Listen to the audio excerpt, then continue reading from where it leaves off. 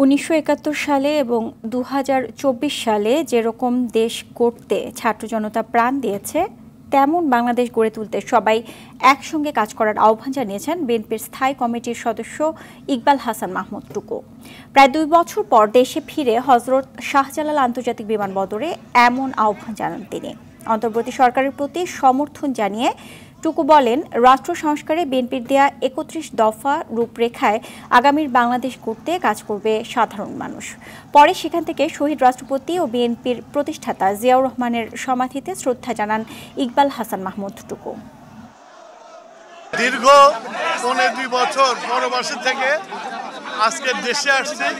আমার অনুভূতিটা হচ্ছিল যে 71-এ আমি যখন 22-23 বছরের যুবক ছিলাম, 16ই ডিসেম্বরে এসে যে অনুভূতিটা হয়েছিল, আজকে আমার সেই অনুভূতিটা হয়েছে।